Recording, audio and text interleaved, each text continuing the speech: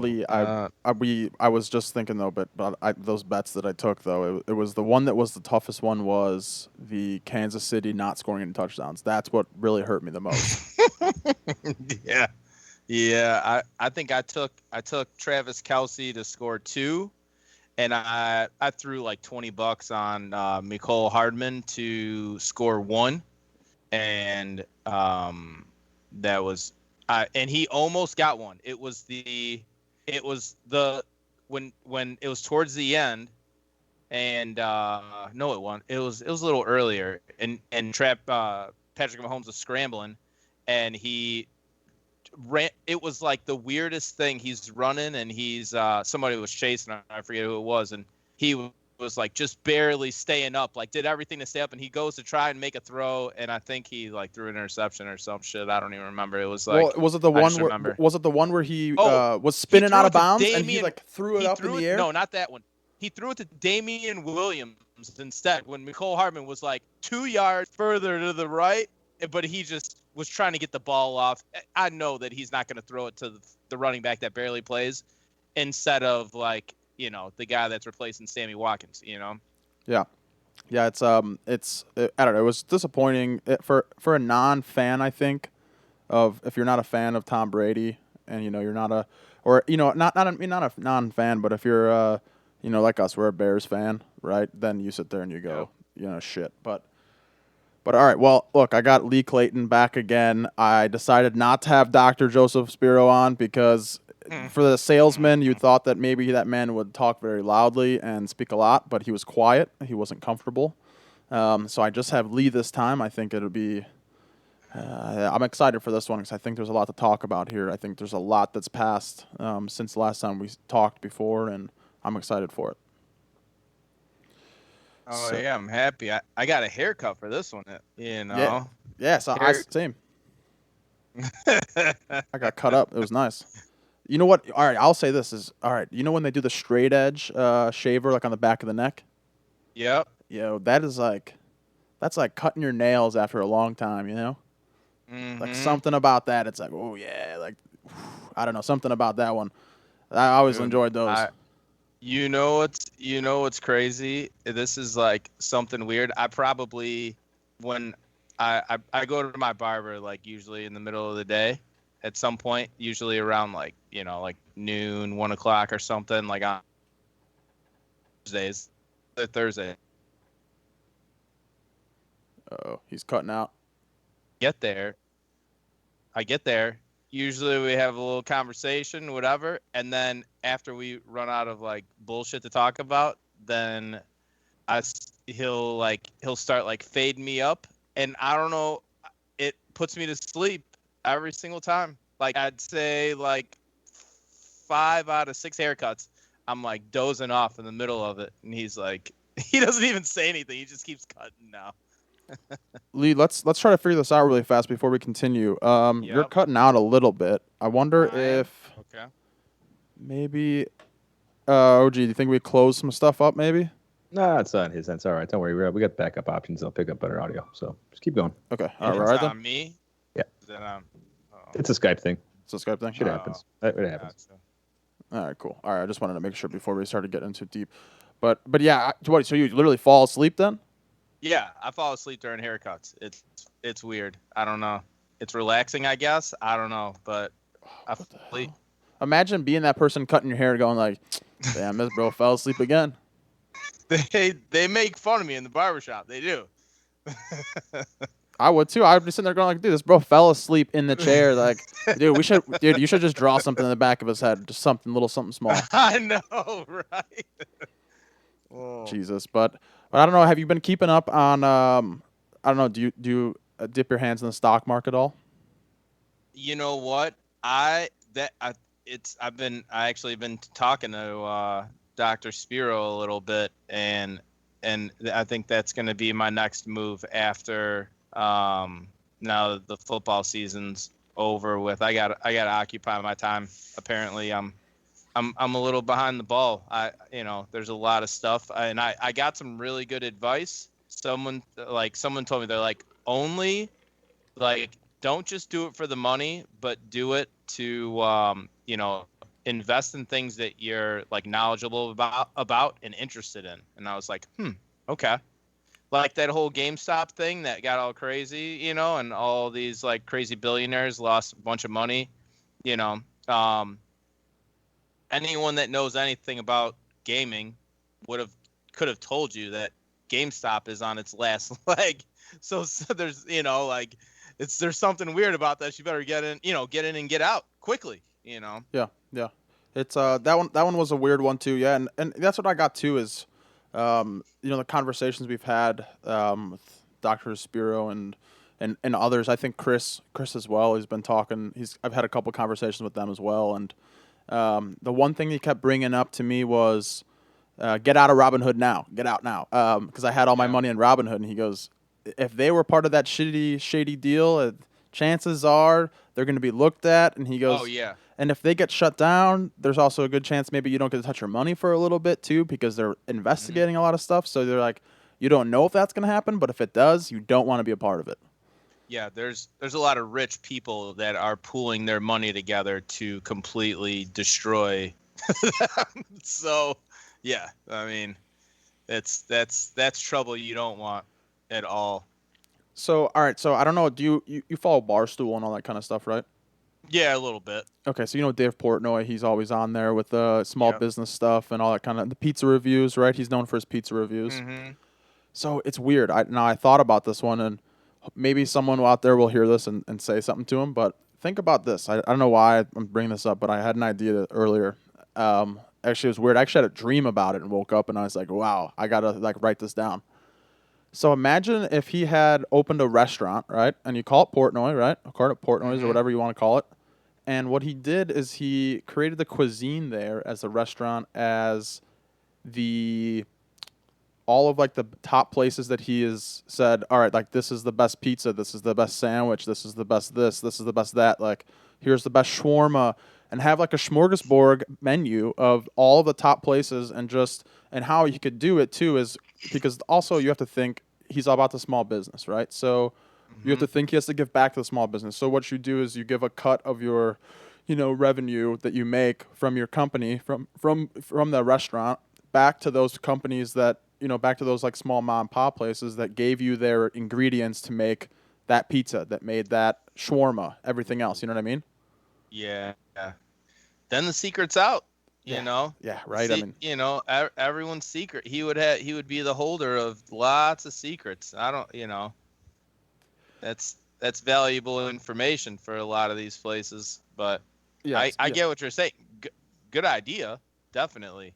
But yeah, some of those people are, with their secret ingredients, whatever it might be. It might be like so and so spits in it on Tuesdays or whatever it might be. Yeah, right. Yeah, I don't know. But also, I think that eventually we're going to get to. I think in the next year or two, I think we're going to get into that point where we can walk into a bar and hopefully anywhere in the country, right? But as of right now, Vegas or Philly or wherever else, and you can walk into a bar and you can go to the kiosk right there and you can put in, I want $500 down on Florida State to win this game. You know what I mean? And Yeah. I when that day comes, I think the day that comes is the day that weed's legalized across the country too, right? I think 1 and 2 come hand in hand.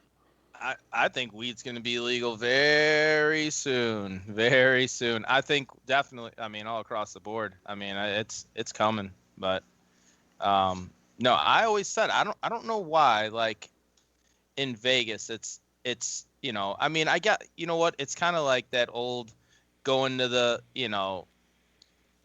video store versus like downloading shit. It's like, when you get that ticket in your hand versus like doing it on your phone through, like the betting app or whatever, like get that ticket in your hand and you're like, oh yeah, this is it, and cashing that thing in. It's a better feeling than just seeing digital money, it just is. Yeah. But it is 100%, man. What it is that you get, if you put it on your phone, I feel like you could almost sit there and say, all right, well,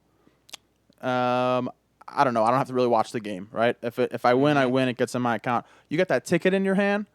There's about a 99% chance that you're going to sit there and you're going to watch the game because it's on the TV. Yep. Like that's the big one right there. So it's it's tough. It's tough with what we want and what they're gonna give us right away, right? Yep. Yeah. I mean, it's not sports betting's not even legal here in Florida. Like I can run around here and, you know, like cough in people's faces and not get in trouble. But like I can't bet on a game. Like it's crazy.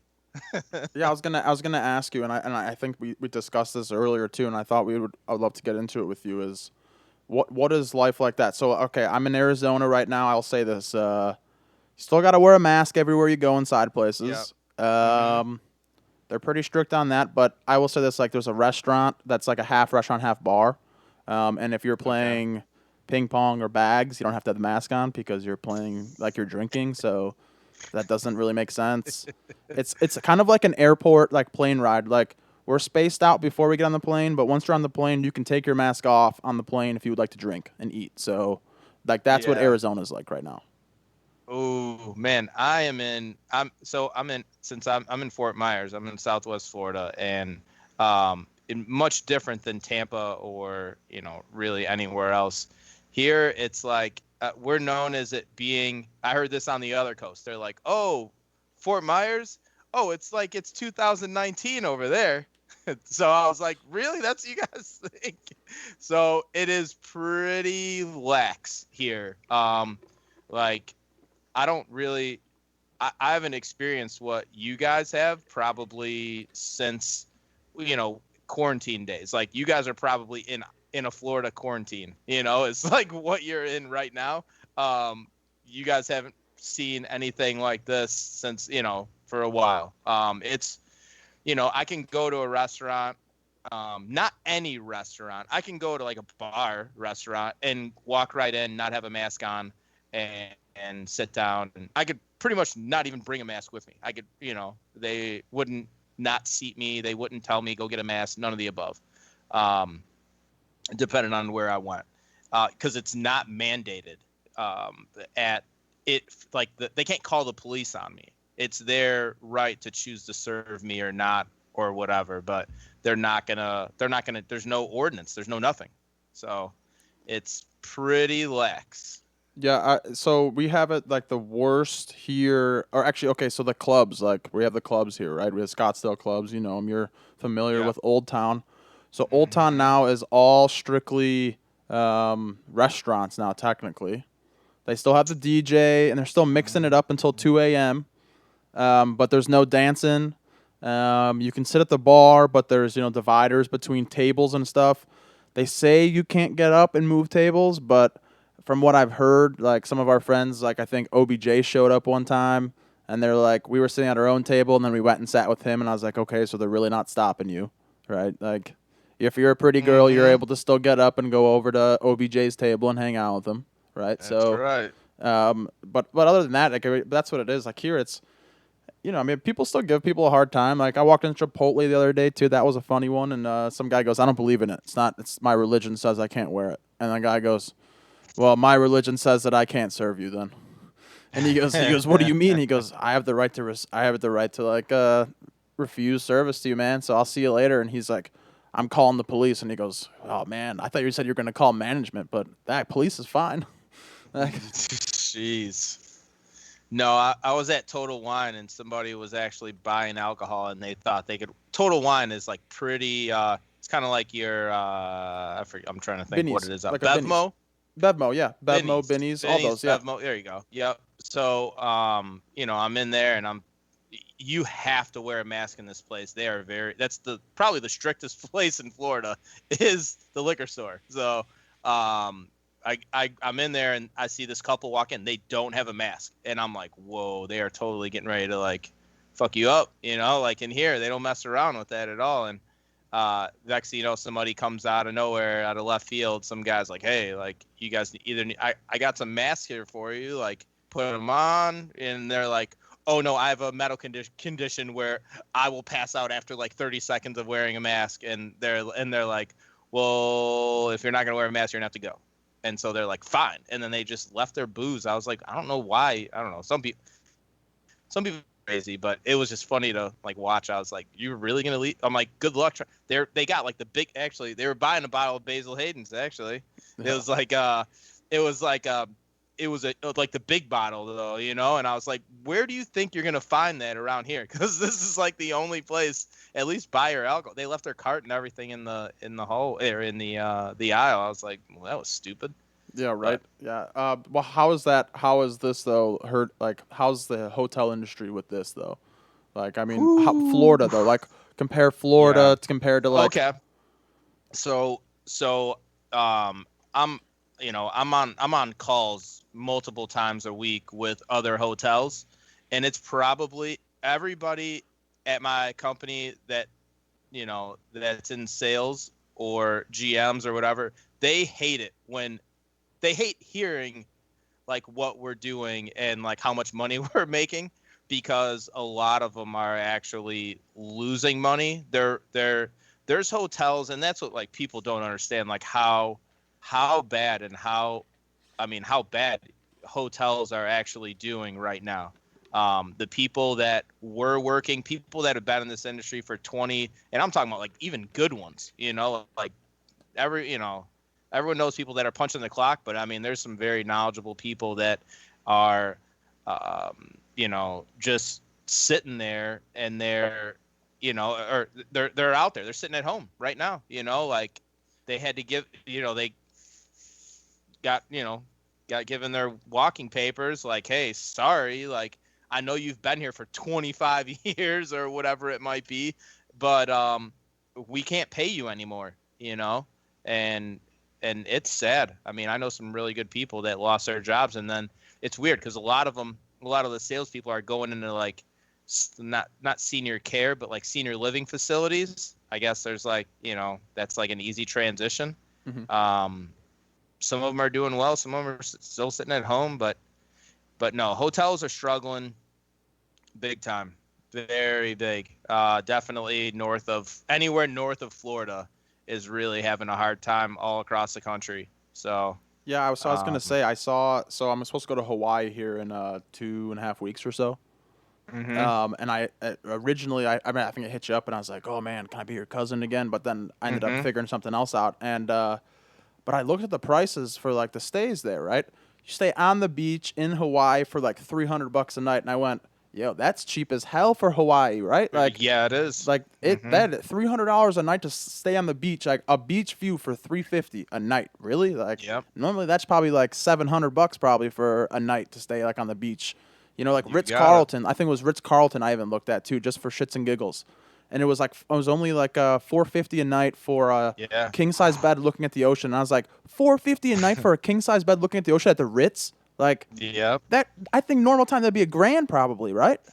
Yeah, at least that. The full service industry, no matter if it's, the high end, whatever, the full service industry actually felt it first, because a lot of the full service hotels are the biggest hotels, obviously. They've got the most staff. So that means they have the most payroll. So they cut tons of people, they shut down wings. There's a lot of iconic hotels like the Hilton in um, Times Square, like that one closed. I forget, the Palmer House in Chicago, that closed. Like these hotels have been open. The Palmer House survived like the Great Chicago Fire, and it closed. Like that's crazy. So, it's these big hotels. It's just not gonna. They're not gonna. They can't stay afloat for. They can understand like maybe a month or so, but like I mean we're going on a year. I mean they can't afford that. So I feel really bad for anyone that's not in Florida, because I mean Florida's gonna generate money based on Florida travel right now during this pandemic. There's a ton of people that are within the state that are going to move around and still spend money. I would say Florida, Georgia, that's going to be like they're very closely tied. A lot of people, it's a quick drive for them.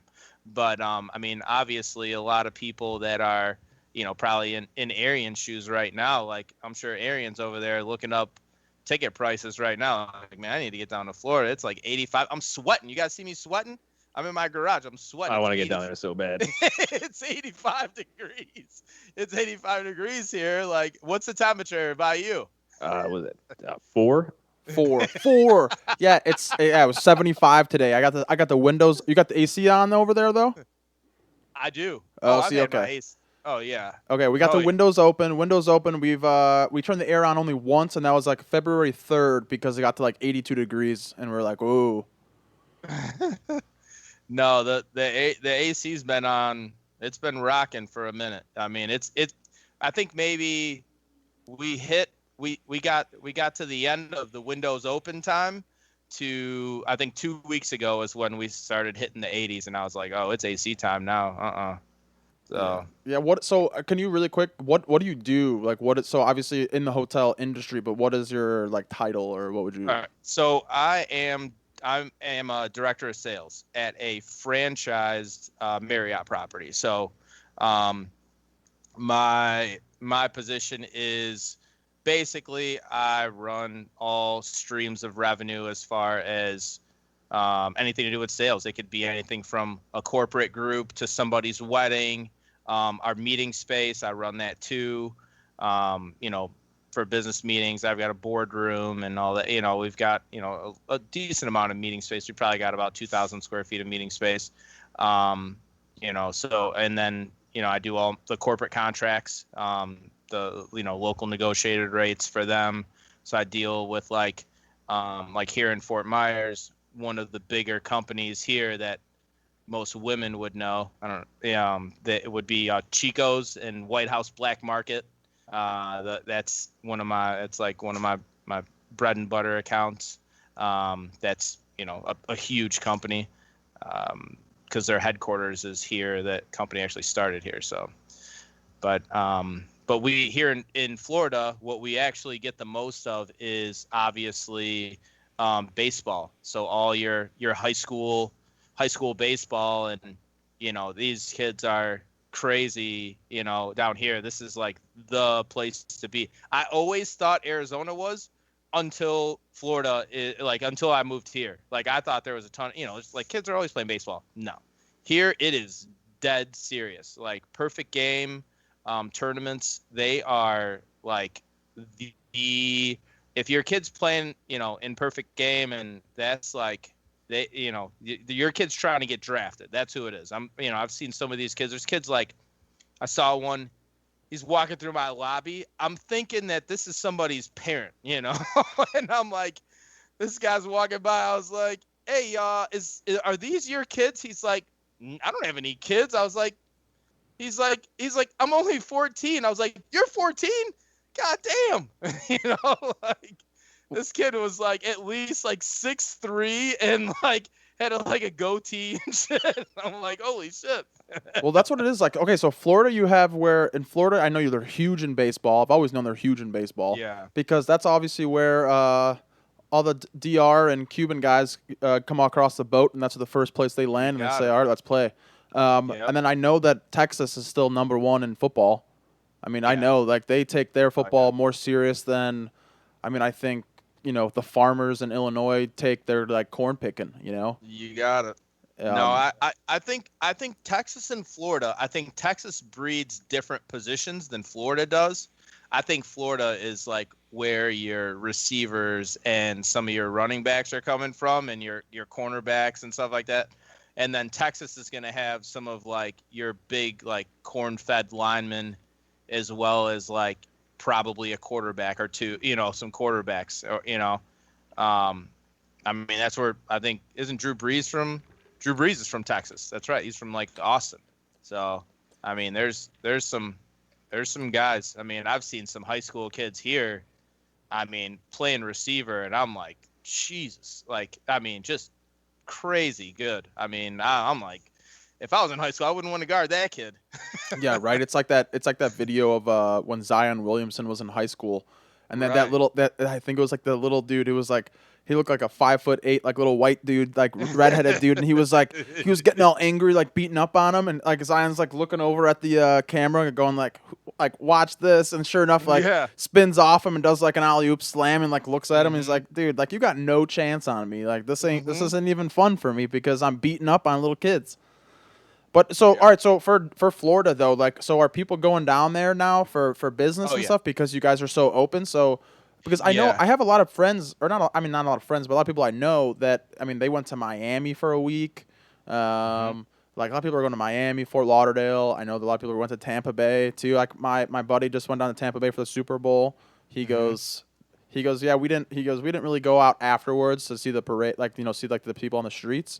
He goes, but how he described it, I think to me was more of it was an excuse because, excuse me, it was an excuse because there is no spring break this year for anybody. They've canceled spring Oh, break. really? I didn't know that. They canceled spring break across the board, NCAA style, everywhere. So that was like their excuse in Tampa was like, all right, well we ain't got spring break. Let's go party our asses off for a week because we won the Super Bowl. Yep. But That yeah, I makes mean, sense. I don't know if all the schools are doing it, but I know. I mean, if AZ closed down, I know that means if AZ closed down their spring breaks, then I'm guessing a lot of other schools too. Because normally Yeah. too, you have to think. I mean, even in Texas or Florida too, you have to think. Even Alabama, you have to think that the not the deans, but the like the what am I looking for here? Like the presidents of the camp of the of the schools. Yeah. You have to think that they're probably a little bit more liberal than they are Republican Yeah. for most cases, just because that's just how it They seems like it always is. they kind of have to be to some degree. Yeah, right. So because you kind of have to be open to everything, and you Yep. really can't be too close-minded. So you have to think that the majority of the presidents are probably more liberal, so they probably one guy Crow called from ASU and said, "Yo, we're closing spring Mhm. break down." And I bet you a bunch of people across the board said, "All right, we'll do it too." Because Yeah. if the biggest school in the country is closing their spring break down, then we probably should too. You know. Mhm. So Yep. it's weird, right? But Florida is I It's thought that wide open. Just our governor, Ron DeSantis, is like, I guess he's going. The people got to understand a little bit. Like he's also, you know, he's also Trump's like puppet. Everyone kind of knows that. Like DeSantis literally follows and does whatever Trump was telling him to do his entire presidency. So, but DeSantis is definitely in the hot seat right now with Biden. So yeah, it's gonna get, Biden is calling for some more some kind of regulations here in this state because really nothing's regulated. I mean, it's open. I can go. I mean, I don't even know what I can't do. I don't think there is anything I cannot do. Or, I mean, I can go and have drink. I can walk around. I can do whatever I want. I can go dance at a club or whatever. The only thing they might do at any of the bars or restaurants is which is what they've always done is limit the amount of people that are coming in because there is like fire codes. So that's about it. That's about the only difference of anything. But yeah, it's wide open. It's open here. yeah, well, yeah. Normally they cap it probably at like 500 in the club. This time they'll cap it at 400. Exactly. Yeah, Yep. you gotta still get the bang for your buck. Yeah, man, you still gotta get your nut for it. But yeah, it's weird. It's just weird to see how things are. Like that was the same thing with. So originally, my plans were to go to Australia and work for a year. Right, that was my first thing because I was like, what ties do I have? I got ties back home, so like I got family back home. But other than that, like I ain't got no girl. Like I got nothing to worry about. I got no kids. Like I don't even have a dog. Like I don't even have a goldfish. All right, like I got nothing to worry about. Right. Shit. So I said, all right, like maybe I'll go for a year to Australia and I'll go and I'll work there. Right. And there's two things with that one. It was because of the pandemic. It was like a 3.5 month waiting period for you to get your work visa. And then once you get that, and you have to pay $500 for that one. And then once you get that, then you can apply for jobs. You can't apply for jobs before that because those companies won't even recognize you. You're an American, but you don't have your visa. Well, who the hell are you? We don't care. They're not even going to look at your profile because it's going to pop up on their screen. It's going to say, American, and then that's it. They're gonna be like, nope, like it doesn't say visa, so we don't care about you. So that was the thing. I was like, oh, so what? Am I not gonna apply for jobs until May once I graduate? Like, how's that gonna work? You know what I mean? I'm not gonna do that. And then what happens if I spent that 500 and I don't get a job there? Then I just gave Australia $500 of my own money. Like, so that's why Hawaii is like is a big one right now. That's why I'm gonna go visit too. Is just because I just want to kind of have a feeling, and because you know how normally when you go to Hawaii, I don't know when the last time you went to Hawaii, but when you go to Hawaii, you're known for being there. Unless you have family there, you're there on like you're in the resort lifestyle. It's kind of like when you're in Mexico, right? Like you might drive through like the bad parts, but once you're in the resort area, you're in that resort area. You're not going anywhere else. That's And that's the thing with Hawaii. And so it was kind of brought up to my attention, was saying, hey Kyle, like come check it out. Come check it out in like the locals' point of view. Don't come in like a tourist kind of way. Like, come with like an open mind of like seeing everything else. Come see the small markets. Especially with COVID too, because they're super strict there. They're like they're one of the stricter states. So they're like, come check it out here instead and really have a feeling of what it's going to be like, because here it's not going to end like in 6 months, like even with like, even if everyone's vaccinated on the island, it doesn't matter. Like it's Hawaii. They're strict for a reason. It's because there's nowhere to go. You know what I mean? Like one way in, one way out. So that they're very strict. So that's why I'm going, is just to see kind of how like life is like there. Because how it's described to me is what's up? No, I was gonna say DeSantis. I agree and I disagree with him. Like I mean, I get it from like the safety standpoint. I disagree. I mean, it is a little almost too open here in Florida, but from like the money making standpoint, I mean, Florida, yeah, we're making less money, but we're doing all right. We're still making money. I mean, compared to the rest of the country. I mean, if Florida companies are still bringing home a profit, and a lot of companies across the U.S. that are not in Florida are definitely treading that line. Like trying to find, like, oh well, we made $5,000 this month. Like it's rough. But I mean it's. I've talked to a few people that have been to Disney and during the pandemic, and a lot of people are going. I got small kids, obviously, so like I would love to go, but I can't do it. Disney is like the germ capital of the world as far as I'm concerned, but I can't take a 9-month-old and not even a 6-month-old and a 2-year-old to Disney right now, because like it's just that's a little scary. But they're actually rolling out some awesome discounts, like Universal for Florida residents. Disney put out like this crazy promo where they were offering you pay for 1 day and you can go. It's basically like a season pass. If you pay full price for 1 day, like the old full price, you could go for the rest of the year for free. And I was like, what?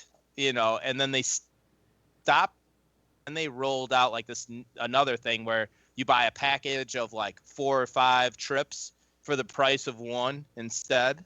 So they did that, and like that's taken off too. I mean, it's people that are here in Florida, they've never seen Disney be so cheap. Yeah, it's that's kind of like how I think about too with like almost cruise lines, right? I mean, they're dead. I mean, you thought, like it's like, think about it. That's like hotels on boats, is what you pretty much say, right? It's hotels on boats, and you have to think that their prices are probably pretty low, but they also have some kind of weird thing too, where they make you stay on the boat for 14 days or something like that. There's some weird stuff with it, right? They make you quarantine. Well, they're not moving right now, but everyone is like that cruise industry is struggling. They're going to be in a lot of trouble. But they are selling. It's going to open back up at some point, right? So no one knows when that's going to be, though. But they're selling they're trying to get people to book now for later is the thing. So I think that's a smart idea. I think that's the only thing that they can do. But I think they're probably banking on everybody being vaccinated. That's the only thing that can save them is everyone gets vaccinated, and then everyone will be people that will get on a cruise ship will be comfortable with doing it. I don't know where I stand on that quite just yet. Right now, no way. But like later on, I mean, I like cruises are fun to me. Like I'm down. So Well, okay. Well, that's why it's like the best one too is the conversation everyone always asks. I always go, oh, I've gotten asked by several friends. They say, oh, would you take the vaccine? And my thought process is I never got a COVID test in the first place, so why would I get a vaccine? Second of all, I don't think I've ever gotten COVID, and if I have, I haven't felt anything of the worst of it, right? And you would think after a full year of this that with how much like I've been flying around and going places, you would think I probably would have caught it at one point there. Maybe mild cases here and there, but and they always ask, "Oh, would you get the vaccine?" And the one thing that always comes up with that one is that remember you came to our place when I used to live in Tempe. It was the cottages over there. yep. And the pool there, we used to have pool parties where it was 500 people plus in the pool at one time, and it's called the cottages pool. They also call the cottages the thottages, like you name it, right? It's a gross pool, right? They probably rarely clean it, and I always laugh. I go, look, I'm not scared of what's inside the vaccine, man. Like I've been inside that pool, That's right. I'm telling you right now, like same thing goes for Lee over here, I'm sure, and Dr. Spiro too. Is that both of you guys hung out in Milliken too long, and those when you guys partied in the backyard with the keg races. So if you participated in the keg races, there's a good chance that you're fine. Oh my God, you want to know a gross story from like this is the grossest story from keg races, and this is I'm gonna like the shit that we've been around. So like the only reason I'm afraid of COVID is because of like my kids, like we had a baby during this pandemic. So like that was really where like it kind of sucked, having a pregnant wife, during this pandemic and then her giving birth during this whole thing, like that sucks. So and then it doesn't end there. You got this newborn baby in the house, and it's like, shit, I work in a hotel. Oh, there's only 149 random rooms full of people that could possibly come down. It's just like, oh man, it was horrible. But where I was going with it is that oh geez, what was I just saying? What were we talking about? Grossest story, keg races, I think. Oh yeah, so keg races, right? If it was just me here is where I was going. If it was just me, like, and I didn't have to worry about family and all that, I wouldn't. I would have been out there too. I would have been flying around all crazy. I would have been out by you, hanging out. I'm like, oh yeah, it's random week. I'm coming out, whatever. But I was at keg races, and this is my senior year, right? And so it was the keg races was held at my house, and there was I don't it's at your house, whatever. Like the bathroom downstairs. My room was the only room downstairs. My other two roommates, their room was upstairs. So people that came in the house from like a lot of the girls were like, "Oh, Lee, can I use your bathroom?" And I was like, "Ugh, my bathroom's gonna be a cesspool of like crazy shit," And I was like, "Whatever." I'm like, "Go ahead." And then like these girls use the bathroom, whatever. Then I find out that this fucking guy, he's like happens to be like the president of oh man, what I forget which fraternity it is. I remember his name. I'm not gonna name his name, but like, he was like the president of SAE, right? And this guy goes in my bathroom, literally like has an ass explosion in my fucking bathroom, right? Like complete. I mean, dude, I swear to God, there was like shit on my fucking walls. Like some girl, and it took another girl to tell me. Some girl tells me, she's like, Lee, what the fuck happened in your bathroom? And I was like, what do you mean what happened in my bathroom? And I'm like, run inside the house. I go inside. It looks like a shit murder scene. Like it's just like it was horrible. And I mean, literally like handprints of shit on my wall. And I'm like, what the fuck? And they're like, I think I know who it was. I was like, who was it? And it's keg races. This is the end of keg races on top of that. So I've already I am done. I'm toast already. I have no reasoning about anything. I'm just drunk, just flat out stupid piss drunk, and it's like noon. And so I find out, they tell me who it is. I was like, that's it. I'm going over there. I get in my Toyota Corolla. I pull it around and then up off of the street. It's so weird. It's like an incline where their house is off of the street. There's even I pull my car right into their front yard. I get out of my car and I don't even know who was following me or who was driving, but some people came with me because they thought I was crazy, and I was wasted. I mean, I don't drink. I was never drinking and driving on campus, but I did that day because I was just fuming, right? There's shit everywhere. And so I'm like, where is he? And I walk into their house, and there's some guy playing pool or whatever, I don't give a shit who anyone is. And I told him, I was like, where's so-and-so? And they're like, oh, he's in his room. And I was like, which room? And they're like, they tell me. I was like, all right. And then I go up to this guy's all the way upstairs on the top floor or whatever. I go inside his room, and I'm like, you motherfucker. I go and I grab this guy by the throat instantly and start whooping his ass instantly. No questions asked. By the time my own friends that were with me, they pulled me off of him. By this time, I think I had a sober moment, when you're you freak out and then you have a sober moment all of a sudden. I look around, and there's probably about 25 of I don't know, his brothers that were in there watching him get his ass whooped. They weren't stopping me. My friends pulled me off of him. Yeah, and so they're used to it. They're probably this pro probably deserved it. So then I walk out of. I was like, all right, I'm good. I walk out of the house and walk down the stairs and just get in my car in their front lawn and leave. And everyone's like, oh man, the police are probably gonna show up. You fucked them up. And then and next thing you know, no police ever showed up. Nothing ever happened. I just got dirty looks for the last month of school from all the SAEs. None of them, they didn't say shit.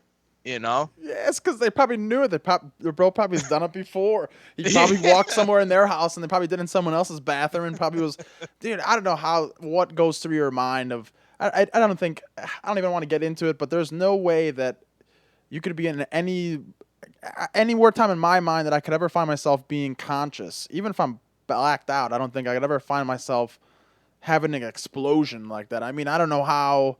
I mean, that's why when you walk into those gas station bathrooms sometimes, and you look around and you're like, what the hell? What happened in here? You have to think someone just did it on purpose because they're just loony, Yep. That's that's the only best. That's the best way to describe it, right? That's the best way to describe it. My move is if I go into a gas station and it's it looks like hell in there, I'll be like, I'm going to the women's bathroom. I don't even give a shit. I'll go in and lock the door. So if there are any lady listeners, that's me. I'm like, fuck that. Look, I'm not going to a shitty bathroom. Fuck that. Oh yeah. The odds of both of them being fucked up, I just see two bathrooms. I'm like, listen, I'm gonna lock the door. I'm gonna hope none of you are in there. But no way. Oh, I know. I always do. We always go to I think women's bathrooms are always the best, right? Especially when you're cruising across country, coming home, and you got to stop in Albuquerque, New Mexico. A truck stop or something. Oh truck yeah. Stop. Yeah, I don't want to be a part of that stuff, man. Look, all right, look. If you ever been inside of those bathrooms before, you shouldn't be afraid of what's inside the vaccine. That's all I'm saying. Right. You're right. You're exactly right. But yeah, it's crazy, man. It's crazy times right now, right? It's weird because I think a year ago I stopped doing the podcast for a little while just because it was the same conversations over and over because everyone was sitting inside doing nothing, right? Even if you were Right. working, you were still sitting at home doing nothing. It was how much did you drink today? I drank this much, right? That's what the conversations were. Well, now here we are a year later, and again, you're still talking about the exact same thing, but I'm able to right now, like, it's 8:30. I could, after this podcast, go run over to the bar real quick and get a few drinks and come Yep. back a little fucked up. That's it. Like, right? That's. Yep. I mean, can Arian do that over there? No, but that's probably because he No. doesn't want to go outside. Yeah. Well, More that's part of it. Well, but, you know, They're used to quarantine this time of year. yeah, it's nothing's changed. This is when they put on their little bit of weight and they say, screw Yeah. it, man. We're sitting inside. I'm not getting a haircut. No way. I'm out, man. Like, while you're sitting here, you're sweating your ass off. I'm sitting here.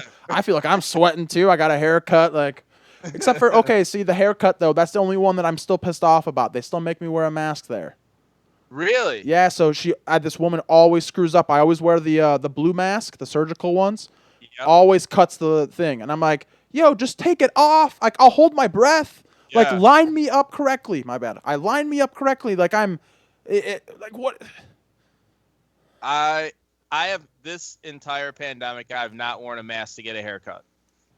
Like, my barber is, he's got small kids and he knows I got small kids. Like, so we're good. You know, like he's, you know, like I think his daughter's like 2 months younger than mine. So he's like, he trusts me. I trust him. We're good. I'm like, listen, I've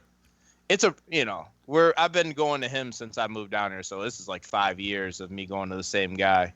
And I think I've followed him to like 6 different barbershops because like it took me the longest time to find like a good barbershop. So, or a good barber, period. I don't give a shit about, I'll get my hair cut in a garage if I come out with a good haircut. You know what I mean? Like, I don't give a shit. So you met my buddy, I think, one time, Chris, right?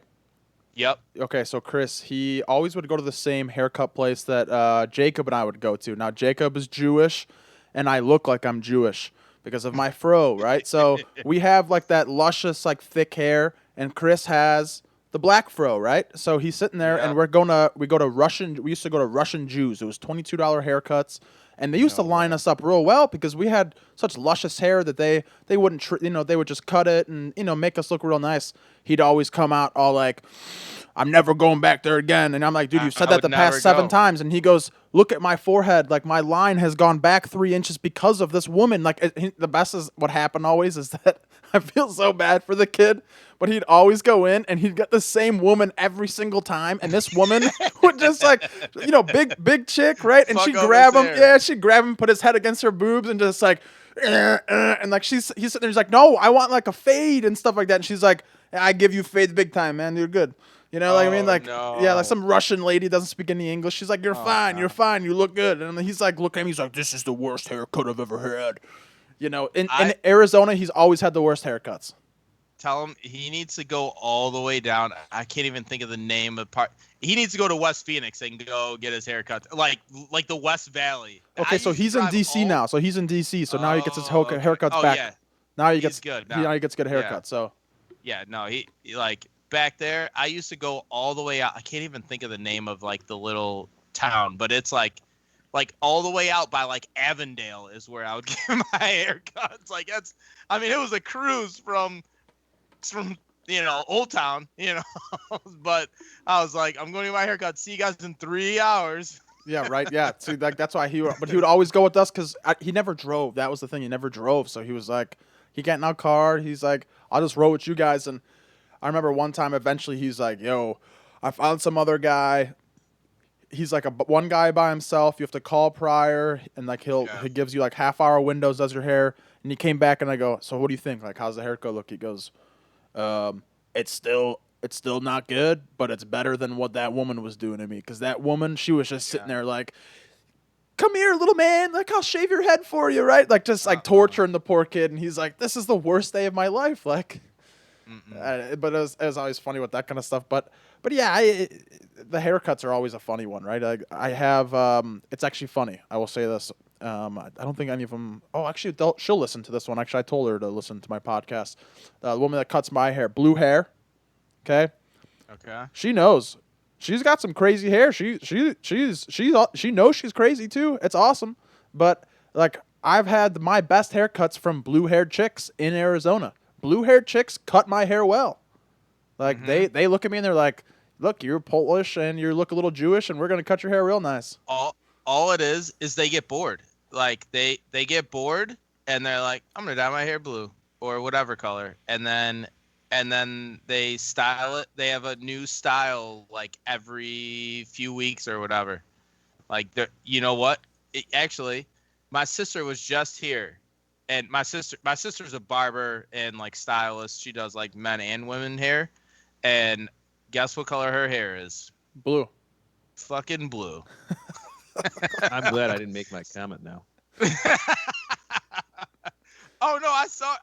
It's not like blue, like electric blue, like I've seen some of the crazies do. It's like in the light, you can tell it's like a bluish tint. She like dyed it so it's like a tinted blue. Like it looks dark. In the dark, it looks dark, but then in the light, in the sun, it's Yeah, I get what you're saying. I get what you're saying. Yeah, it's a little hint of it, right? A little hint. Yeah, and I was like, "Is your fucking hair blue?" She's like, "Oh yeah, the sun." I was like, she was like so happy. I was like, "No shit." But Well, I was gonna say some nasty shit, but never mind. I kind of want to hear it now, don't you? I know, right? We're good. Trust me. I already know where his head's going. But like, me and Reynolds had a talk today about hairstylists in general. But we'll save that one for another day. Well, I will say is this though is earlier because you said you're with sales, right? And I thought about it as I sat here and thought about it. I thought about everybody besides obviously Chris and Terry. I mean, they're like exceptions because they're boat captains. But other than that, all your friend group, you guys are all pretty much in sales, right? I mean, you got Reynolds is in sales, right? In a sense, right? Even though he does the stuff with the trucks. Yeah. But he's different industries. Yeah. And you got Joe with radios and all that kind of fun stuff, and you with hotels. Like even if you expand out too, I mean, I'm sure most of your other friends too are all in sales too, right? Yeah, I think like so. Joe, I'm trying to think who else. There's a few others. What's Rich do? Rich, because you went to school with Rich, right? He's in, Gaspari's in, he's in sales. I mean, his brother is in too, yeah. Yeah. I mean, there's just, I guess we all you all flock together to some degree, I mean, salespeople know more salespeople. I mean, I don't know. I have no idea how that all happened. It's just, it's not even what we all went to college for or whatever. It's just like that's where we ended up. It's about personality, really. If you have personality of some sort, you're probably going to be all right as far as sales. Like my whole, you got to know what you're good at, and then at the same time, you got to know how to use it. If you know what you're good at and you know how to use it, that makes a great salesperson. Being honest with yourself, is a huge tool. Like I know my role as far as sales, like where I lie. And now you've got like the aggressive crazies, like as far as I'm concerned, like versus like my style. Like some people are just like, it's going to beat you over the head until you buy something, But I mean, mine, I'm a little more, I'm like your best friend, like that's where I come in. I come in and I start talking to people, and this goes all across the board. It could be something I know nothing about, right? It could be like an Indian wedding, or it could be like a corporate Fortune 500 company looking to host their, sales retreat, right? And all in between. It's the same approach. What I'm going to do, I'm going to become your friend. I'm going to find something we're both interested in and find something that we connect with, and then roll with it. And then I'm going to slide you a couple of little bits of like, hey, I think, what would make this better is like, what if I could add this, or what if I do that? And they're like, oh, that's a great idea. I didn't think about that, And then I'm like, my sales style is like, I'm your friend, but I learn to be your friend. You know what I'm saying? Like if you talk long enough, I can figure out enough about you to kind of figure out where you stand, and then or what kind of person you are, and then I just learn how to be your friend, and I kind of understand what you're interested in or whatever. Corporate's a little different because some of the stiff corporate people don't really want to show their personality, so it takes a little bit of time. Sometimes it can take up to a year for me to like really get to know who you are or whatever and figure out how I can help you. But the people that are a little more, hey, yeah, I'd really like to surprise whoever, and or I've got this big, well, the owner of my company's coming. Is there anything you can think of that like, like I really need to stand out, or something like that? And I'll be like, how about this? How about we fucking upgrade his ass to whatever, what's his favorite booze, like I'll have it in there on ice, ready to go for them, whatever, stuff like that. And they'll be like, oh my God, I'm getting ready. You're the best, like no other hotel has done that. And what did it cost me? $50 to make what? 50,000, like, Yeah. okay, like that's nothing, like that's, my, Well, so okay, so that's how it is. Like, okay, because Reynolds, Rich, Joe, they're all college friends, correct? mm-hmm. Okay, so with all of them, I feel like too Joe, right? Joe is a very he can walk into any situation and within 30 seconds, I mean, he's someone else's friend already like that. I mean, Yeah. he's in. He's in. Like, I Yeah. mean, someone's already offering him a joint on the street going like, "You want this?" He's like, "No, no, what are you talking about? Like, I don't want that. Like, I don't know who you are, but Yeah. like at the same time, like, I'm going to bum a smoke from you and we're going to sit out here and we're going to talk for 30 minutes, right?" Like, you're right. I mean, it's like the sales mentality. So my roommate, he's a salesman, I guess. In a sense, I guess he does cold calls and warm calls. But Okay. he also works for a company called Bright Talk. I don't know if you've ever heard of Bright Talk before.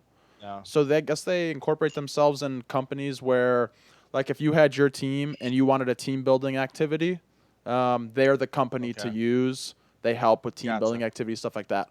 But anyway, so he was telling me about all his stuff that he has to, like, he has his quotas or whatever he has to make. I think he has to make 180 calls or 225 calls a week.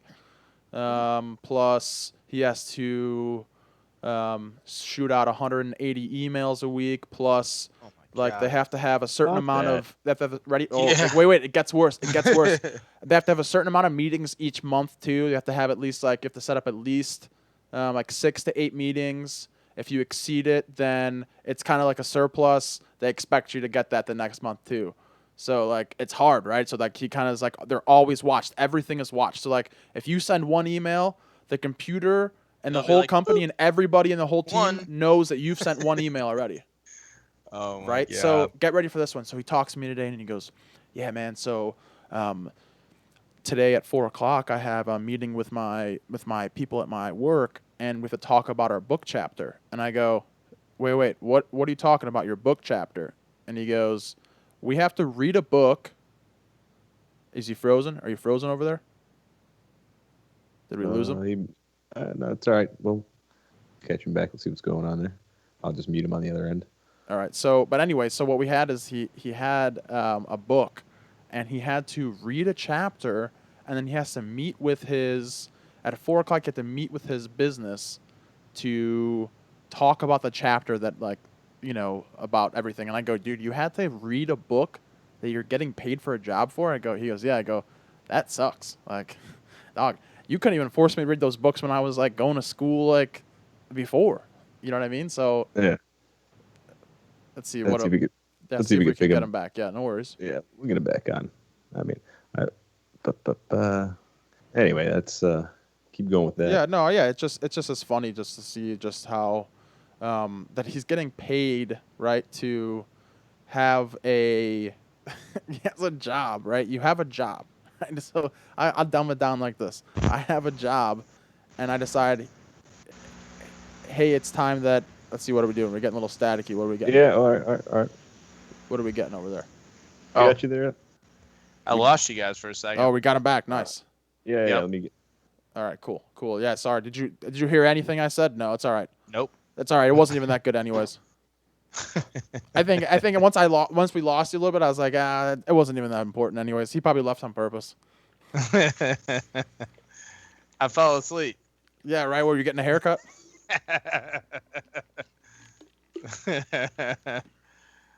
But it just, yeah. But anyway, so he does the sales or whatever, and that's kind of like what I've been looking at for too, right? For jobs is like sports marketing sales / communication sales, like, because if you think about it in a sense, a podcast is me being a salesman. I'm selling. It is. I'm trying to sell myself. You're selling yourself all day long, for sure. Yeah, I mean, it's through Facebook, Instagram.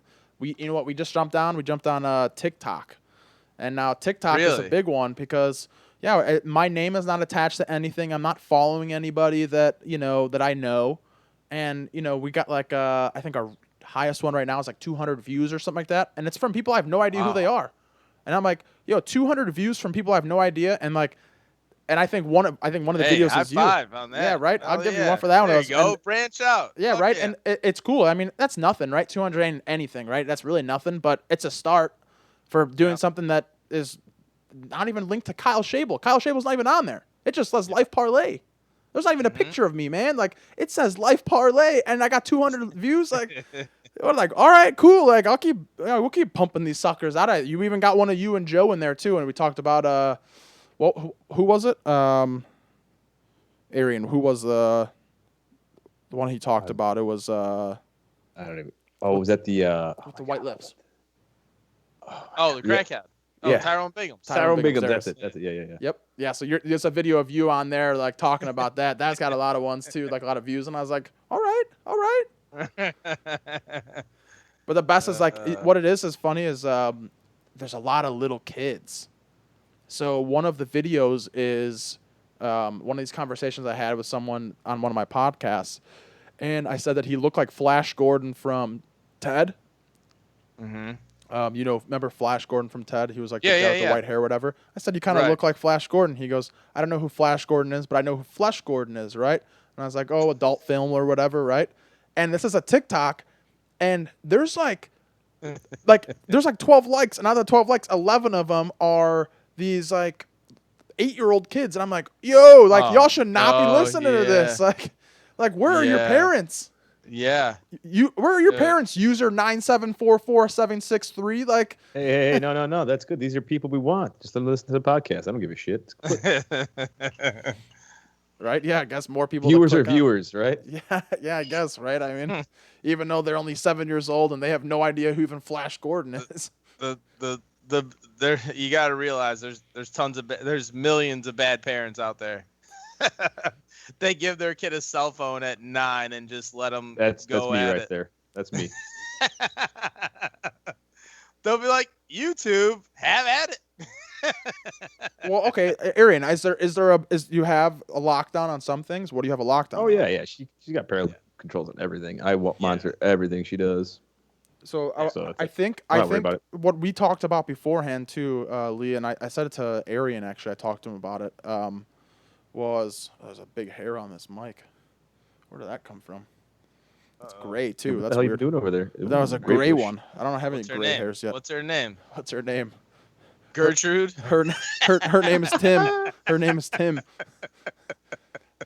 But Timothy.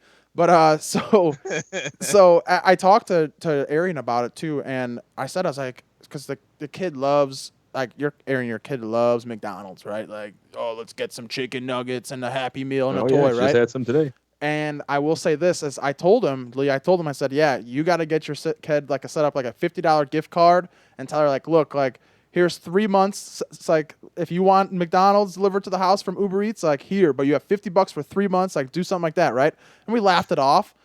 And actually, they came out with something a few weeks ago that said that you have to be over 18 years old now to order food from Uber Eats. You can't bullshit if you're like 16 and shit. That's you're like, if you're a teenager, why the hell not? Like, hey man, let me use your fake ID. I need to order some French fries. Gonna get a chicken sandwich.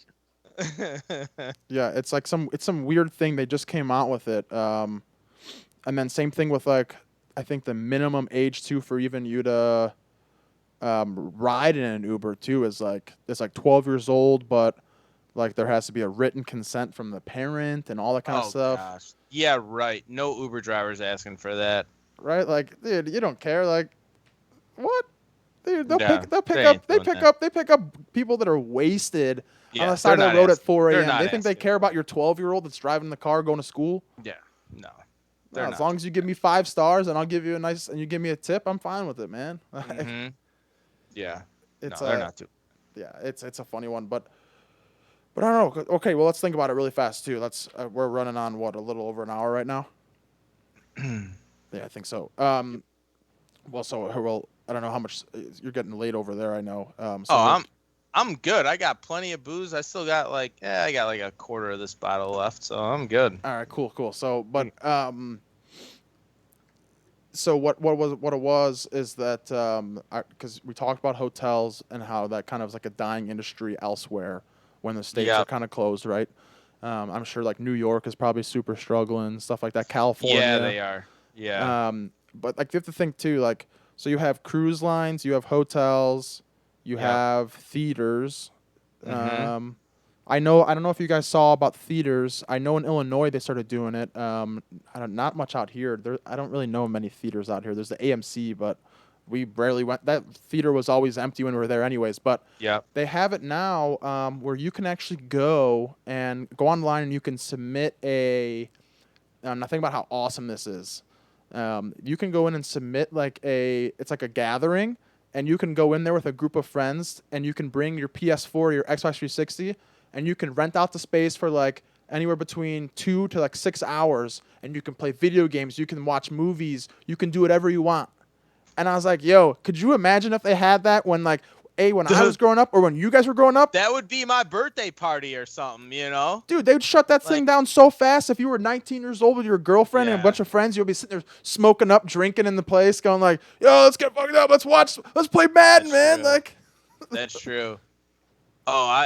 It would get the betting would be real. It would be like, hey, I'm the best like, I mean, it would be, I think back to like so when I was in college, especially, I mean, that's when like your Madden game, like had to like, if you were really good at Madden, like you better, it's, you got to put that money up, like it's when we're traveling and stuff, like it would get real serious. Like we'd bet and all kinds of stuff. And, but no, it would have been awesome to like be like, all right, we're going to have the team championship is going to be at this theater and blah, blah, blah. Like that would have been awesome.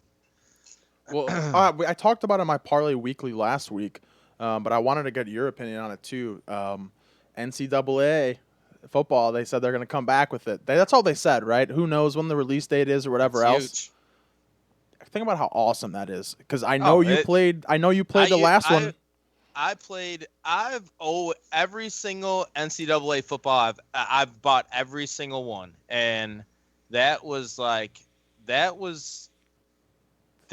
you know what, that was like, especially in college, like that was when it was at its height when I was in college. So I graduated 2004.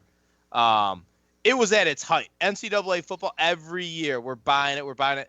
We had guys on our team that would literally make our team, like, because we're a Division III school, so we're not on the game. But we had guys that would go in and put in like the stats for like each person, like our whole team, and it would be like, it was awesome, like it was obviously a guy that didn't play very much because he had so much damn time on his hands, but he like did go and like create everybody, and it was always real cool. Just because they were like, oh man, would he rate you? Yeah, like, he only gave you a 75. Yeah. Like, why you got a 75 only? Like, yo, it's because you were puking yesterday in practice. Like, he bumped your score down a little bit. But no, it was cool though. Yeah, I mean, that's the same thing. Like, I remember, but that's how you said it right now, right? You said that you used to play Madden back when you were in and then now I'm sure like you play. I don't know if you've played Madden 20, right, or something like that. Like, think about. I've played. Kyle, I am like a Madden veteran. You Okay. realize that? Like I've bought and this is gonna date me, but like all the way since like 80 whatever, when the first Madden came out, I've bought every single one, every single Madden. I think so. I forget my like total revenue is, but like as far not revenue, but like as far as the amount of money spent, like lifetime is pretty ridiculous, especially considering that I was born in '82. So, but yeah, every single Madden ever, I've played it and bought it, every single one. All right, so I will say this one to you is that it's going to sound pretty bad, but you're also probably going to be like, all right, I can understand it. All right, so from last year till right now, I've ran through. I play Madden 2018. All right, so I had Mitch. I ended up putting Mitch and like boosting up his vitals to 99 Oh, overall. jeez. Then traded him for like Mitch Trubisky or for Pat Mahomes. Brought Pat Mahomes on the team. Boost up. So right now my team is boosted. Right. I'm on an 8 season or 8 seasons in a Win row streak. of win streak of winning the Super Bowl. Yeah. It's 2028 in the game, and it's a 2018 game. So they've gone through 10 seasons, right? Like Mac is getting old. I keep going into Mac's profile and I keep changing his age from 42 to 40, so he plays an extra 2 years. You know what I mean? Like I still got Leonard Floyd on the team, right? Like all these guys, right? God. So like Jalen Ramsey's still there, like. Jamal Adams. No, that's just funny because like who's on my team? I got Jameis Winston, and Jameis Winston's 35 in the game on my game, right? Like this bro's old. Like he ain't good. He's horrible. You know what I mean? But I got him, right? Like it's just hilarious. Like I'm at 2028 right now is my season, and like I've been just every day I hop on, play 2 games, turn it off. Next day come back. I'm still like. And I have the salary cap turned off too, of course. Oh God. So I'm sitting there going like, all right, I'm gonna sign J.J. Watt to a 8-year, $220 million deal. Like here we go. Which also, hey, by the way, I don't want him. I don't want him. He's gone. He's Texan said him on the Bears. I don't want him because he gets injured. He went. Someone please tell me when was the last time J.J. Watt played a full season? Oh, his rookie year, maybe. I mean, I don't want him. He's not worth the money. He's not worth the money. But well, I don't. Well, here's what's gonna happen. The thing is, and I think we talked about it at work today, and I was like, listen, yeah, he got released. The Texans did the right thing. Hey, like I applaud them for like. Caring about his happiness. That guy has been nothing but great to that city and all that, and they did the right thing. As far as like from a heart standpoint, from a money and franchise standpoint, they crippled themselves even more than they already are. They're not going to be. They are the most crippled team. They come in last next year. Next year they'll be the worst team in the NFL because they have like 0 draft picks. Because they sent them all to the Dolphins, and then they've got a quarterback that doesn't want to be there.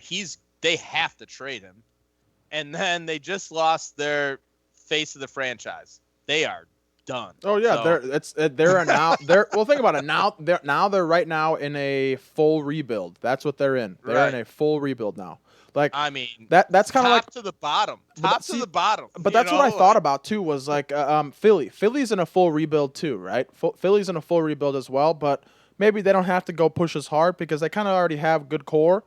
They've got some value though. But that's why I thought about with the selling of going for Wentz or Watson, right? The 2 options.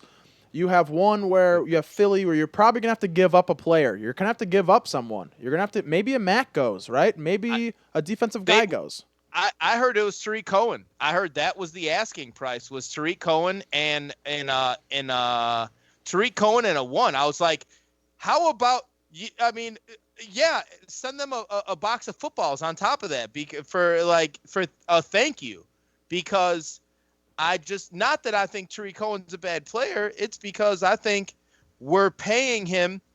They gave him a contract and he got hurt. And now it's worth shit, like give him Tariq Cohen all day long. Yeah, because Tariq Cohen's he's not going to start for them. Well, They yeah, got Miles Sanders. Yeah, I mean, think about it. Like the dude. Okay, think about it. The bro got hurt, so who knows what kind of player he's gonna be like? Especially a torn ACL. It's different if he broke his leg or something, right? Or broke his arm. That's different. But he tore his ACL. Who knows if he comes back? He could be like D Rose coming back, and he just ain't gonna have that it factor anymore. He's not gonna come back and be cutting. I mean, what's his game? He's not the fastest player on the field. He's the quickest player on the field. And what do you lose when you tear an ACL? Quickness. I mean, like your lateral movement is not the same. So, I mean, the thing for Tariq Cohen, he's going to have a very short career. They signed him to a 5-year deal. That's a huge mistake. Get rid of him now. Yeah, that one's I'm okay with it. I had fun with him, right? We had fun. We had fun when he was here. Human joystick, we called him, right? Yeah. He was a fun guy. But you're right. Like, sure, I'm fine. Sell him off for Watson or Wentz. I would take Watson or Wentz any day of the week. I think there's levels to that to that for sure. Is if you want Deshaun Watson, we had our shot to get him on the cheap, right? And we chose Mitch. So now if we want him, we got to pay for him, and we got to pay big. And they want 2 ones. They want 2 ones, and we gave up 2 ones for Khalil Mack, and look how that turned out. Are they willing to make the same mistake twice? Not if I am Nagy and Pace. There's no fucking way I'm giving up 2 ones again, because if Deshaun Watson comes in and doesn't play well, they know they're done next year. I mean, it's already pretty much out there that they're done next year. But if they lose 3 straight to start the season or something crazy, they might not even make it through the season. Like if they give up 2 ones again. I'm not gonna lie though. I would not be opposed, and some people. I love it. I want them. Some people might think I'm crazy here because they think that Mac is like the greatest thing that's happened to us since an Urlacher, right? Or a Briggs. Mm-hmm. No. What do you mean, man? Show me the stats of how he's played after his first year that he was with us. He garbage, man. He is garbage. He ain't good. He's not good. Remember when he used to be up there with I mean, it was mentioned in the same breath, Aaron Donald or Khalil Mack, right? It's not even a conversation anymore. It's not even a conversation. Look how far he's fallen. Look how far he's fallen. It's pretty it's sad, because I was all for that. I was all for that move. Do I think Khalil Mack's a good player? Yeah, I still think he's a good player. Do I think he's in? I don't know what it is. I don't know what happened after he was here for a while. It's maybe he got, you know what the problem is? The same as any other position. He got fucking paid. He got paid. That's the problem. That's what happens. When you get paid, you chill out. All right, so here, listen to this one. You ready for this? In the 2020 season, he had how many sacks? 1, 3, 4, 5, 6, 7. So he had like a total of 9 sacks total. That doesn't cut it. I'm sorry, but that does not cut it. That does not cut it at all. And then the worst about it is his solo tackles. Not one game does he go over 4. Not more than 4 solo tackles in a single game. Like, I mean, Lance Briggs was sitting there like he used to come off that edge all the time. Boom, boom, boom. Big hits after big hits. And Lance Briggs wasn't, I mean, I'm not knocking Lance Briggs, but Lance Briggs wasn't. He was cool as shit. But he wasn't like he wasn't as physically gifted as Khalil Mack is. That's for sure. But you know what's funny is when you what was that? I forget where I was going with that. Shit. I lost my train of thought. I lost it. It's all right. How's that Basil Hayden though? Looks good. Yeah, you've been slurping that Basil Hayden the whole time. Yeah, that's right. Wait, there's something left in there. I change it up a little bit. Dude, it's so I know Arian's like, man, fuck you. It's so nice. Like, I got a little breeze going in here now. Once I open the garage door, it's like the perfect temperature in here. I'm good. Yeah, it's good. It's nice here too, man. I got a little breeze too coming in here too. There's a nice little breeze coming from the sliding door. Yeah. It's nice having the sliding door. Okay, so this is what it is, Lee. I'll give this to you really fast. Is that in 4 years with Oakland, the bro played 64 games and had 40 sacks. In 3 years with Chicago, he's played 46 games and he's had 30 sacks. So well, I remember my point that I was gonna make. Perfect. You know what? Let's compare Khalil Mack versus Leonard Floyd in fucking in LA. Yep. Jesus Christ. From when he left, this motherfucker's on pace to make like $100 million, $100 million. Because like he left Chicago and now he's a franchise player. So they got Aaron Donald, who's, he's the reason why, right? Like, that's why Leonard Floyd is getting off like he's getting off. I mean, he's a good player, but he is not a franchise player. But because Aaron Donald is literally commanding a double and triple team at times, that's what you're supposed to do. Your stats are down. His stats are down year over year. But you know what? That motherfucker still won Defensive Player of the Year because every defensive coordinator has a game plan the fuck out of their offensive line. They spend all week trying to figure out, okay, it's like having a really good middle linebacker, right? Like, that's just everywhere. Like Ray Lewis back in the day, right? They had the game plan like, this motherfucker, fucking crazy Ray is going to be everywhere. You know what I mean? He's all over the place. We got to plan even on backside plays. Like, that's what they got to do with Aaron Donald. Like, okay, left tackle, you're going to come down, you're going to try and fucking chop this motherfucker, but he's short as shit, so he might hop over your ass, or what? They're going to do all kinds of different stuff to try and trick him and just get him out of the play, but you know what it is? Okay, that's also too like, and I'm glad that we're what we'll do is we'll finish up with sports talk. That's what we'll finish the show with, is where we're on, what topic we're on right now, because we've gone all over the place today. I love it. I love it. But what I always say is this: is that you look at a guy like Roquan Smith, right? I was so excited when we got him. You got a Georgia guy. Like, we went to a big school. We got someone big. We got a big name dude. Like, this is exciting. But he gets like, I don't know what it is, but like, he's kind of like Joakim Noah. Yeah. Well, he kind of like just gets hurt and then he kind of just like runs away for a while. And then he kind of comes back, and like Roquan is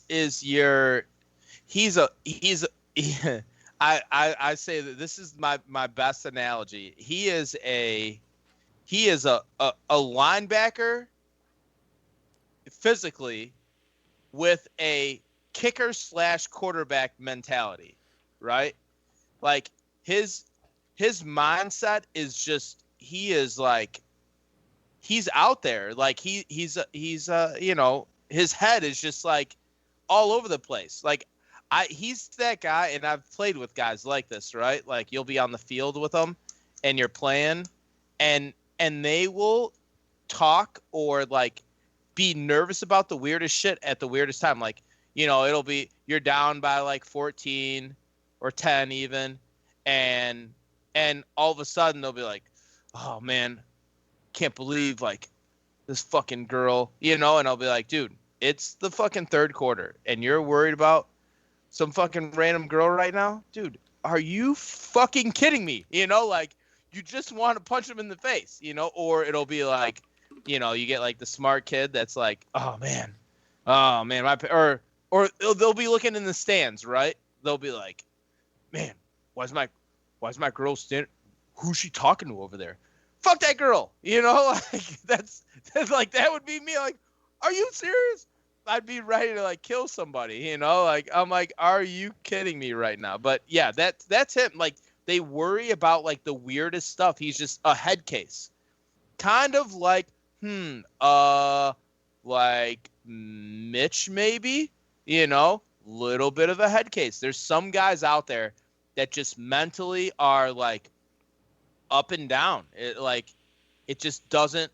They'll have a good game or whatever, but then sometimes it'll be just they'll just I don't know they'll drift away from like football. And Roquan especially, he's a drifter. He drifts away from football even during the season. Well, yeah, because you know what he does. You know what he loves to do, right?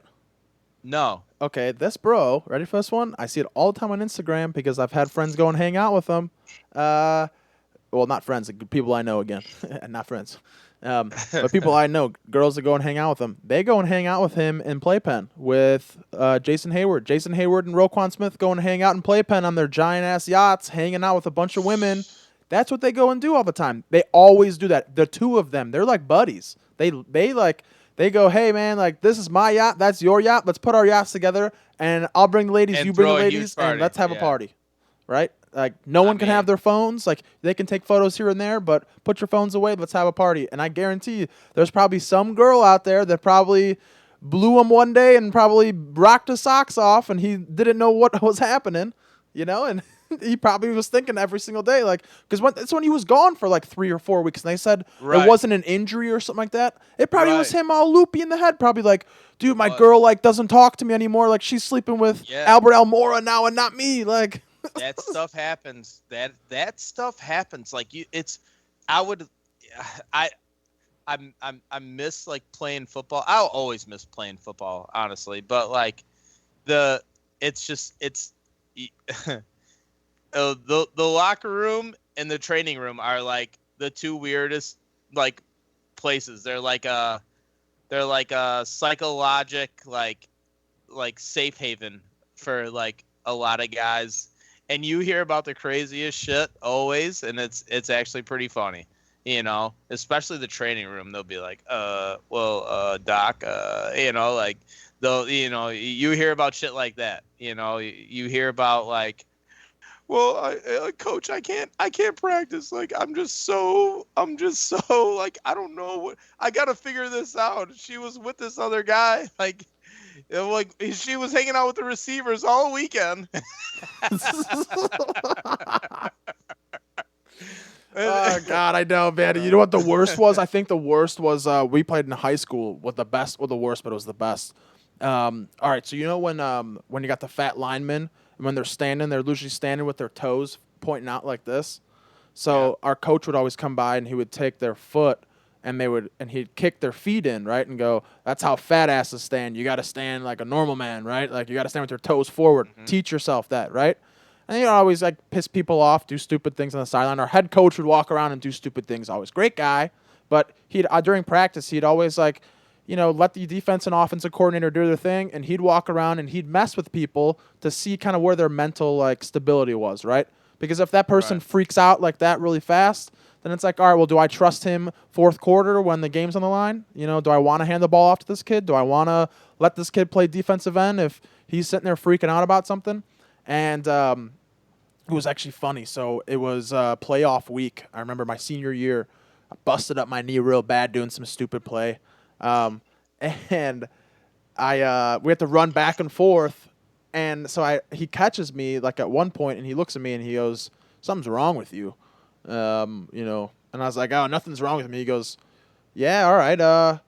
I need you to sprint 15 yards that way. And I was like, yo, don't make me do that right now. Like, because in my head, I'm like, yo, something's wrong with my knee. I can't run. Like, I can barely walk. And I was like, don't make me do that right now. And he's like, look, you want to play in the playoff game? Like, run 15 yards, full dead sprint right now. Do it. And I was like, all right, fine.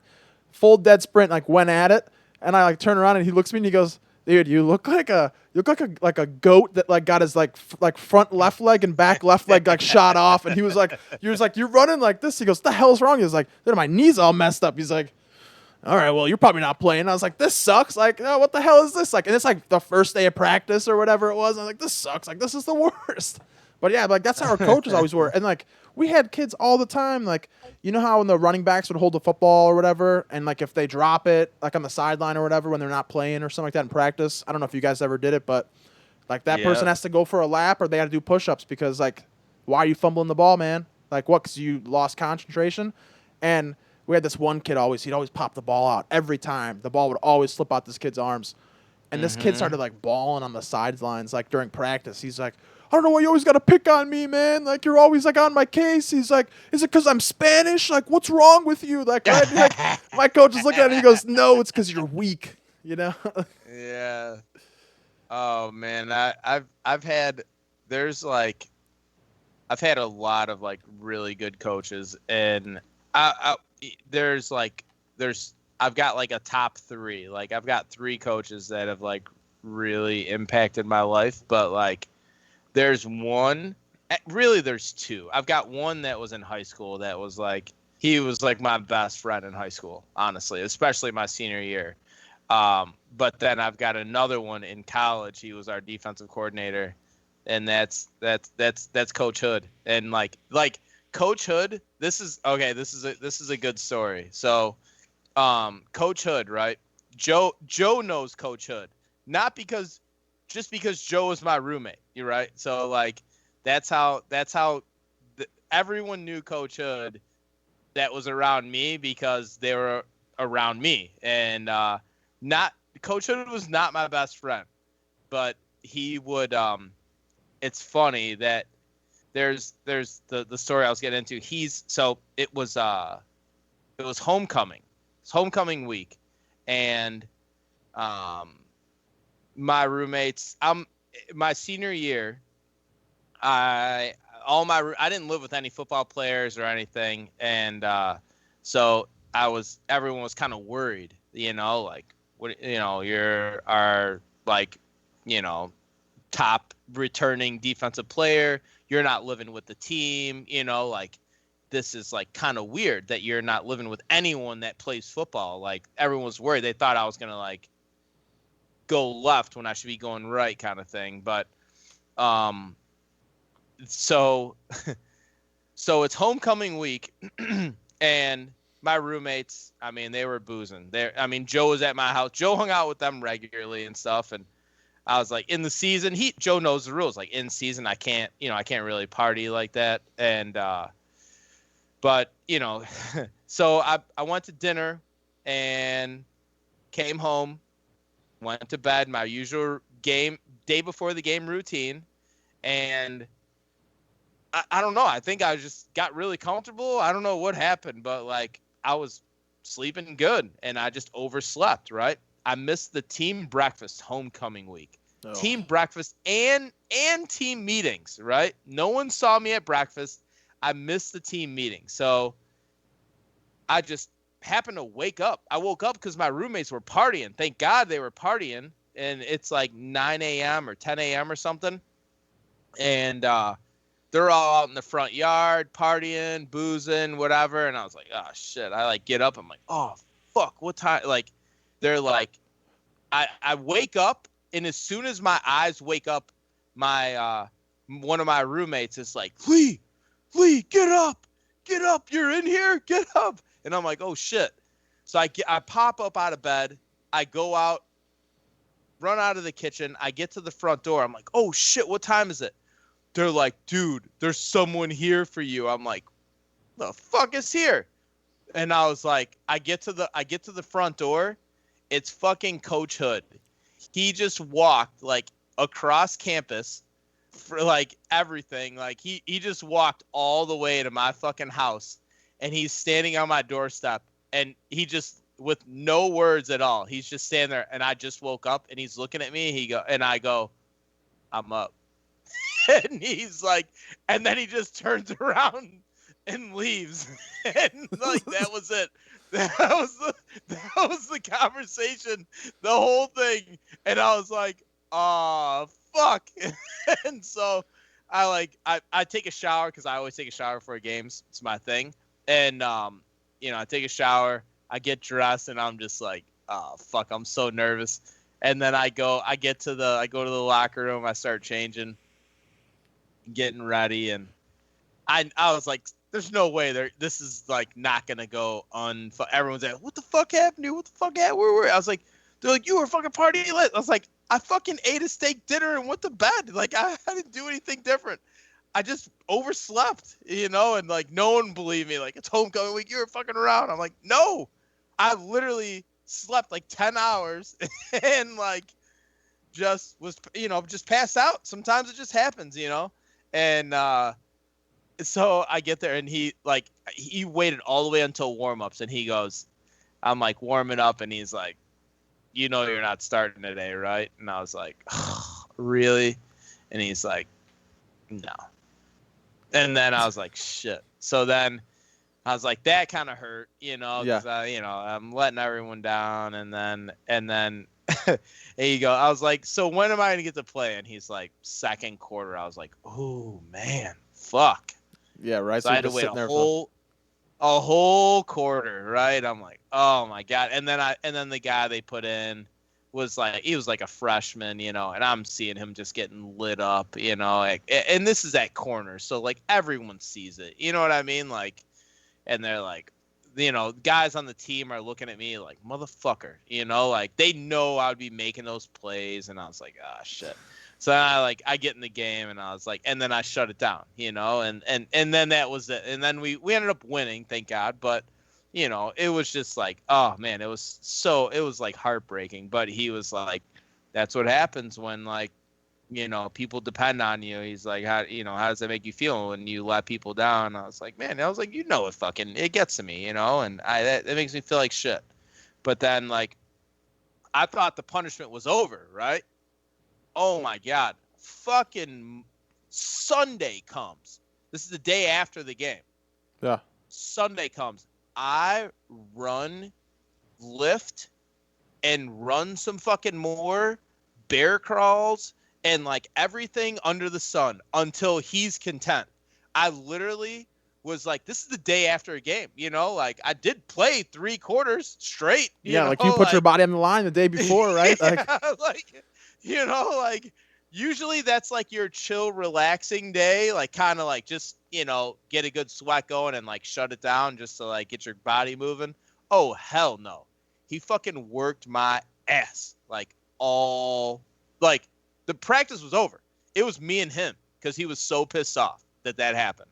So, yeah, see, that's the thing. It's like it's because you're still a student in his eyes, probably, and that's why he's able to say, "Hey, okay, I can take advantage of this as a teaching moment." Because in the pros, like some bro don't show up for something. That shit ain't happening. Yeah, that bro just don't play, and like, all right, that bro don't just play, whatever. Like, okay, my name's Le'Veon Bell, and I don't. I decided to sit out for this many of practices, or Sammy Watkins. Was it Sammy Watkins or who was the receiver? Hopkins. Oh, DeAndre Hopkins. He sat out for he didn't go to any of the practices. And he still played, and he was still like a great receiver. And like they're like, whatever, like you don't want to practice, that's fine, man. Like, yeah, imagine if he practiced. I'm like, dude, you're on a new team with a new quarterback. I think practice is pretty important. All right, was it Milliken? I have it pulled up right here. Was it Jay? Yeah, that's my guy, man. Coach Jay Hood. He's an assistant coach now for. Yep. Looks like it's. I've never. In Ohio somewhere. University of India. It looks like. Jay Hood brings wealth of experience to the Greyhound staff in 2020. Yeah. He's coached in all 3 levels of the NCAA. Yeah. He comes to University of Indy after serving as a defensive coordinator at a nearby DePaul University. Yeah. Yeah, that's him. Dude, he's awesome, man. That's my guy. All day long. Even though he knew how good I was and everything, he didn't care. He cared, and because he cared, like he was like, hold yourself to a fucking higher standard. You're a fucking leader on this team. Like, I don't give a fuck. Like, I will make an example out of you. Like, and then at the end of the day, like in the off season, he'd be like, hey, I'm putting together this coaching video because I'm trying to make some extra cash. So I need you to like backpedal for like 45 minutes, like it'd be like, and I'd be like, all right, cool. I like, you buying lunch? And he'd be like, hell yeah, I got lunch. I was like, hell yeah, I'll be there. So it's funny. It's just funny the relationships you have with coaches, right? It's just like, man. I had a coach that was he was a defensive line coach. And that's what I played. Mm-hmm. I played just strictly defensive line. That's all I did, right? I mean, they try to put me in offense, and I it was supposed to be a pass play and it was a run play, or it was supposed to be a pass play and I thought it was a run play, so I started blocking the guy. They're like, great blocking, man, but like you were supposed to go out for a pass, man. And I was like, yo, like y'all, I don't like you guys like threw me in 2 days before the game. Like that ain't gonna happen. But anyway, so I had a defensive line coach, and he was also the gym teacher too. And I actually was my senior year, I was like the student teacher with him during the football season too, which was even better. And this man would he'd look at me and be like, I'm not working today, man. I'm sitting in my office for this entire period. Take these people out. If anyone gets hurt, you're running after practice. Anything happens to anybody, it's on you, and you're going to be in trouble for it. And he's like, and I'm not going to go and tell your mom and dad or the dean or something like that. No, we'll take care of it after practice. And sure enough, I think one time, he actually went out with us and we played soccer or something, right? And he's like, and I told him, I was like, Coach, it's only Monday. We have a game on Friday. I'm going to go and I'm going to shoot my shit around here. I'm still 18 years old. I'm going to go kick the soccer ball around. I'm 17. I want to go kick the soccer ball around these kids. They're all freshmen, right? I want to go smack these kids around, show them who's boss. He's like, dude, if you get hurt, man, it's on you. And I was like, all right. And I remember I slid tackled some kid and I put this kid out for the count, right? He hit his head on the ground. He was done. And the coach came running over and he's not running over. Am I talking about running over? He looked like an upside down pear. So he didn't run over. He walked over with his mug, which we always were convinced was Jack Daniels. And he walks over and he goes, oh, man. And this was the last period of the day. So after this, I would just go and put on my shoulder pads and stuff like that, and we'd go out to practice. So this was kind of my warm up. Was going to gym class before that, and kind of hanging out with these freshman kids and beating up on them. Right, I've made me feel good. And Lee, I'm telling you right now, this dude looks at me and he goes, "Oh man, everybody go inside." And everyone's like, "All right," so everyone's going inside, and he looks at me and he goes, "If you think you're going inside with them, you're rudely mistaken." I was like, what do you mean? I was like, we got film in a half an hour. He goes, you don't have film, man. I told you not to do anything stupid. And what'd you do? Something stupid. And I was like, I'm sorry. He goes, you're sorry you got caught, man. He goes, you already got your gym clothes. He's like, you already got your workout clothes on. He goes, run. And I go, where? And he goes, I don't know, but don't come back to me until everyone's out here in shoulder pads. So I come running back. Everyone's like, yo, Kyle, where you been? We started practice an hour ago, right? I'm like, this bro told me to run. And he goes, where? And he goes, everywhere. He told me to run around all the schools. And he's like, he comes over, he looks at me, he goes, you're not in your shoulder pads and helmet and everything. I go, you just had me run everywhere. He goes, I don't know what you're talking about. That wasn't me. And I was like, dude, are you kidding me? He goes, better go change. So I go change real quick. I come back. He goes, well, now you're late for this practice too. So you need to start running more. And I'm like, yo, just because I slid tackled some bum on the soccer field and gym, you're making me run, but super cool guy. You never always just a, come on, I used to mess with him all the time. I used to be like, dude, I know you ain't getting any ass with that that PJ Cruiser you're driving around in, he's an older dude. He's like, watch who you're talking to. I'm like, what are you gonna do about it? Make me run? I'll run. I probably need it. But yeah, man, football is always the best. I know that Arian. I know that you got one good story. What was Lake Zurich known for in high school to doing football team to doing to kids? Oh, hazing the shit out of them. Absolutely. Take people up to flagpoles. I mean, oh no.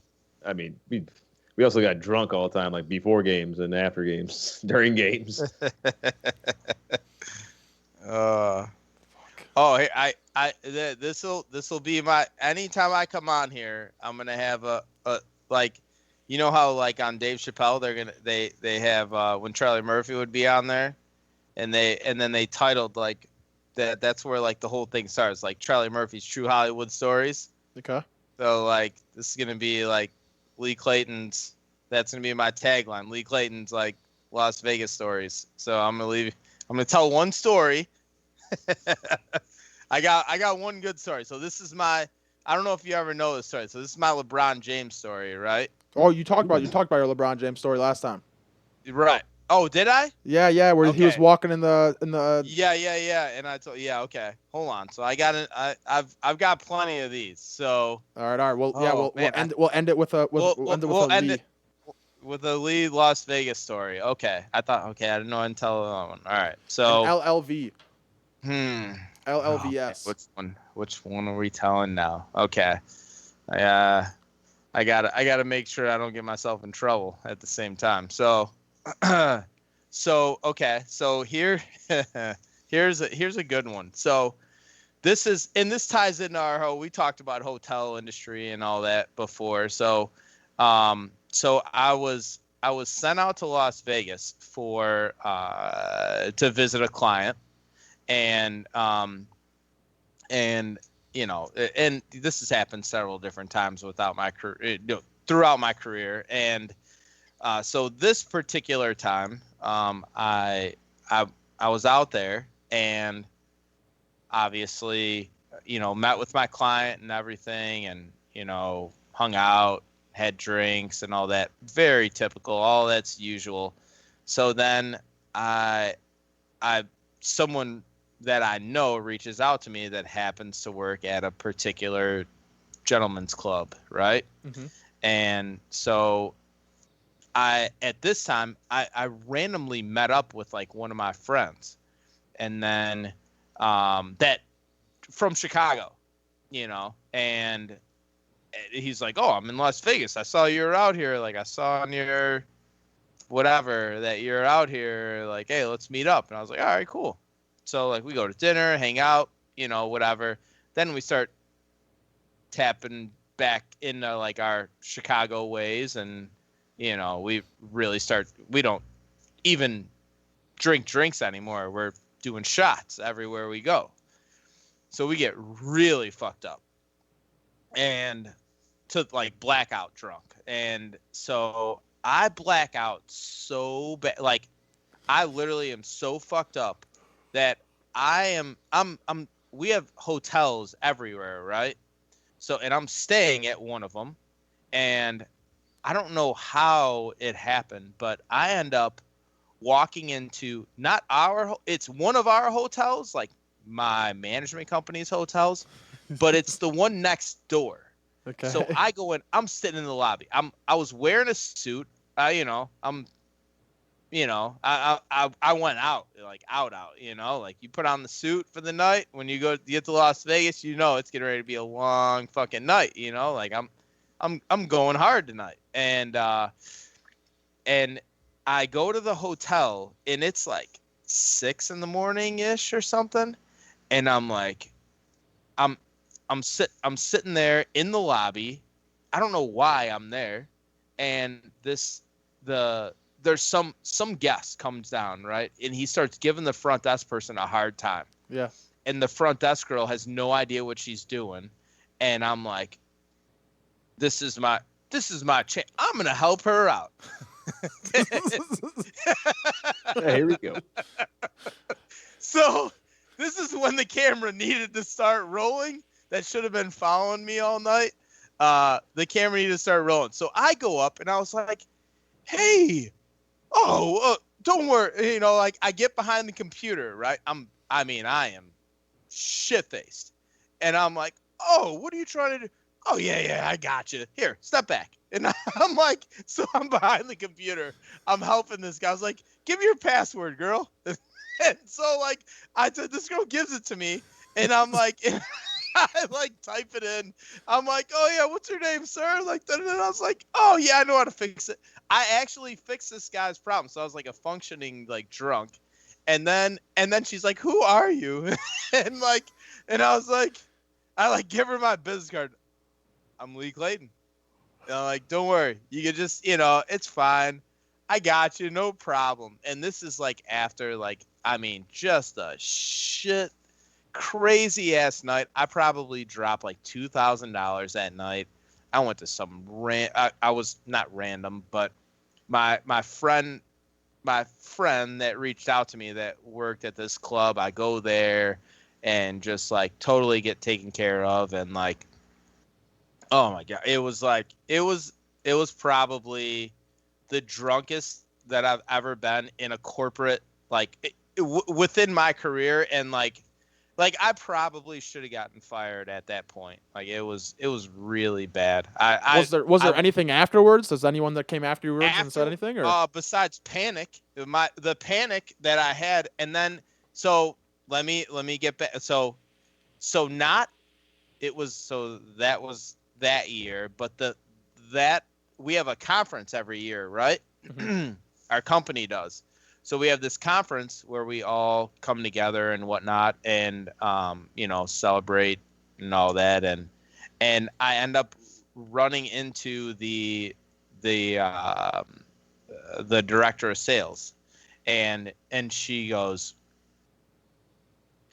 like, your name looks really familiar. She's like, oh yeah, that business card. She's like, it's that she wrote on it like really drunk guy is what someone wrote on it, and then and it literally was like, I mean, they like had no idea who I was, but they wanted to like meet me because they're like this story has been going around their property forever. Like everyone's like telling this story. This guy comes in like he's like literally like falling asleep in the lobby.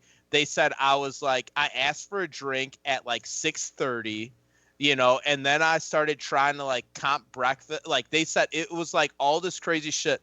I had no idea whatsoever. All this extra shit, like my recollection of the story was like, oh, I was just hanging out like by myself. No, I was like asking for people. I asked for them to bring me. I was like not like an asshole, but it was just like pretty embarrassing. I was like, you know what?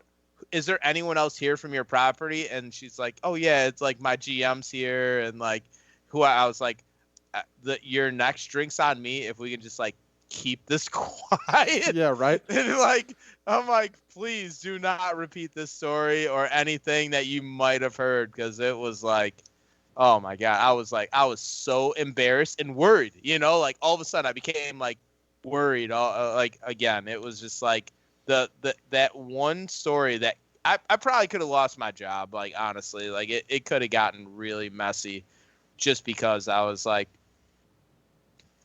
that like retarded. But What Lee? See, that's why like what I would do is I'd compare that to and we'll leave it at this right here. It's with I don't know if you saw Tom Brady when he was walking off the boat and his friend had him and he was like, yes, and they said, and they have a T-shirt now of it. Old Row does. It's hilarious. I might have to get it. It's $30. It's a hard shirt. And it's funny because it goes. I skipped the palsy stage and I went straight to the drool phase.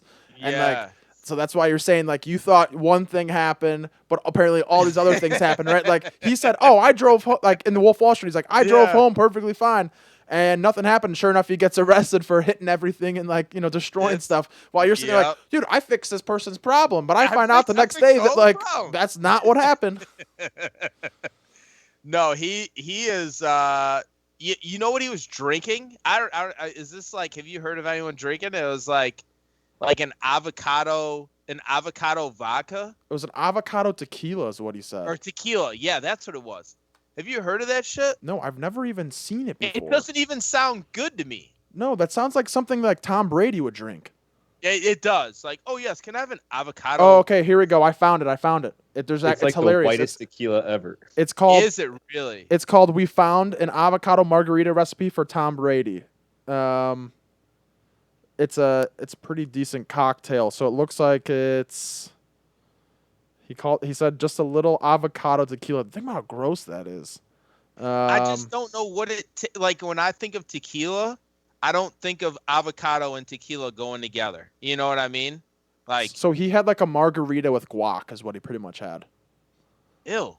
So he had some like just nasty stuff. He pretty much had some like Don Julio with some like margarita like guacamole flavored like. This man, dude, think about it. The bro like is on like a diet always. Like this bro doesn't like drink. Oh, you know what? Because he doesn't like really eat meat. They're like rare. He doesn't. He's like on a crazy diet. So yeah, I mean, I get it. I mean, yeah, he gets fucked up real quick. So. Well, yeah, he also said too. The only time he drinks is when he wins a Super Bowl. Hey, there you go. I mean, there you fucking go. What an asshole. He is honestly. If like for anyone that's like trying to like be the best, like, hey, you gotta sacrifice everything if you're trying to be the best. And I don't know any fucking quarterback that's out there doing it like he is. And I don't mean just winning, I mean sacrificing what he is. This guy's he knows he's not the most gifted athlete. You know what I mean? He doesn't have the strongest arm. He doesn't have, he can't run for shit. I know that I'm a better athlete than Tom Brady is, period. Like, even I'm almost 40 years old. I will outrun that motherfucker today, tomorrow, and yesterday. You know, like, there's no way. I don't care how many weights he lifts, how many diets he's on. It doesn't matter. But the fact of the matter is, he just goes out there and wins fucking football games. And I don't even like Tom Brady. I like what he represents.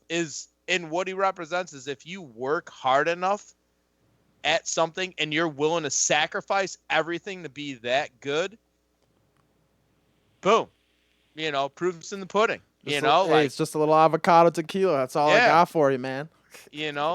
Count the rings up. Count the rings. There's tons of stronger arms. There's tons of better game managers. There's tons of, faster quarterbacks. There's tons of more accurate quarterbacks. But, like, no one's got more fucking rings, period.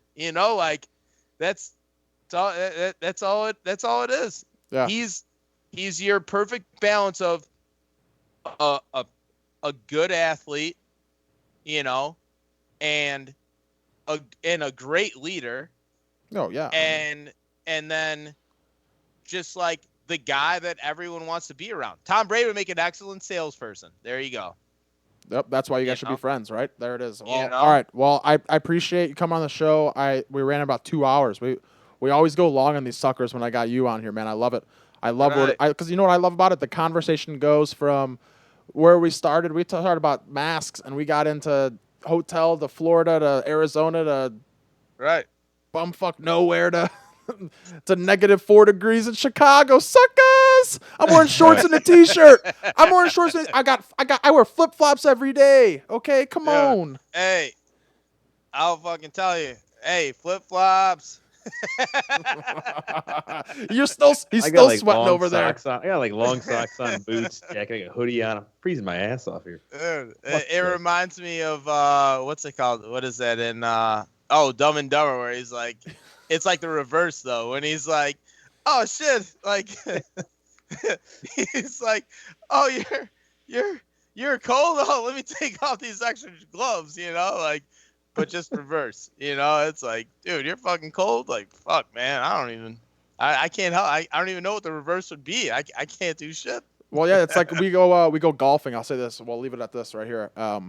We go golfing all the time, and my buddy Jacob he's like he doesn't come prepared. He doesn't he'll wear a hat, but he'll be wearing his like Converse or something like that. I'm like, bro, you can't be wearing Converse on the golf course. Like you're not playing how you should be playing with like not cleats on, right? Or he'll come with no glasses or anything like that. It'll be a super sunny day, and 3 o'clock, that sun, you're looking directly into it on half the holes. And I remember it was one time the sun's like creeping down. It's like right at the edge. I look at him and I go, oh, by the way, man, I got an extra pair of sunglasses. You want some? He's like, yeah, thanks. Like, 3 hours ago would have been nice for a pair of sunglasses, but now I don't really need them. Like, so it's the same thing. And he compared it to, he goes, it's like Dumb and Dumber, man, where he takes the gloves off and he looks at him. He goes, I got an extra pair of gloves. Yeah, you know what? I do that to people on the boat here, and they'll be like, oh, man, I wish I had a pair of sunglasses. And I'll be like, oh, yeah, I'll wait like a while, and I'll be like, oh, yeah, I always keep an extra spare in the fucking in the little glove compartment. But all right. Well, actually, I'm going on the boat tomorrow. So yeah. All right. Arian, you coming down or what? Yeah. Yeah. Let's all fly over. It's like what, $20 to fly down there now? Yeah, I think it is. Yeah. Fucking insane. All right. Well, this is where we'll wrap it up. But I appreciate you coming on the show.